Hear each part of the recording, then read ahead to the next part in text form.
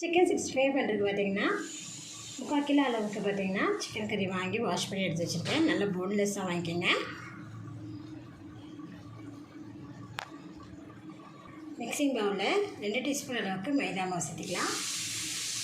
இது கூடவே கார்ன்ஃப்ளவர் மாவு 3 டீஸ்பூன், இஞ்சி பூண்டு பேஸ்ட் 2 டீஸ்பூன், இது கூட காஷ்மீர் சில்லி பவுடர் 1 டீஸ்பூன், மிளகாய்த்தூள் 1 டீஸ்பூன், ஜீரகத்தூள் 1/2 டீஸ்பூன், மல்லித்தூள் 1/2 டீஸ்பூன், குருமிளகுத்தூள் 1 டீஸ்பூன், இது கூட 1/2 கப் அளவுக்கு ஃப்ரெஷ்ஷான தயிர், 1 எக்,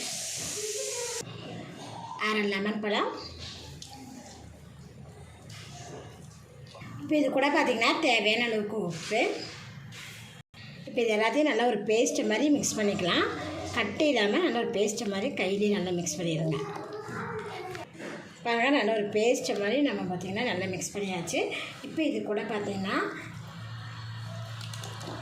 நல்லா ட்ரையான வாஷ் பண்ணி வச்சுக்கிறேன். இதில் சேர்த்திடலாம்.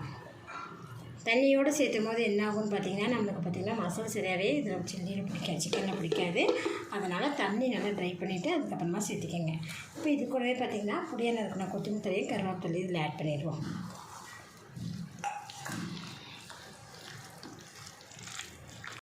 மசாலாவோட பார்த்திங்கன்னா சிக்கனை நல்லா நான் மிக்ஸ் பண்ணிவிட்டேன். இது ஒரு 20 நிமிஷம் நம்ம மூடி வச்சோன்னா நல்லா ஊறட்டும்.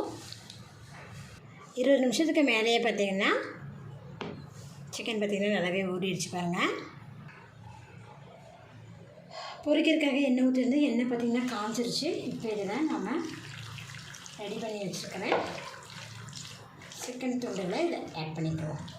ஆட் பண்ணுறதுக்கு முன்னாடி ஒரு டைம் நல்லா கையால் மிக்ஸ் பண்ணிவிட்டு அதுக்கப்புறமா சேர்த்துக்கோங்க.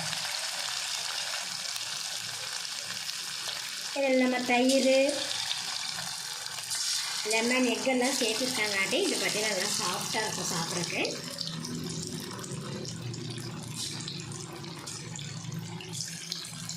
போட்டதுமே மீடியம் ஃப்ளேம்லேயே வச்சு இதை ஃப்ரை பண்ணி எடுத்துப்போம்.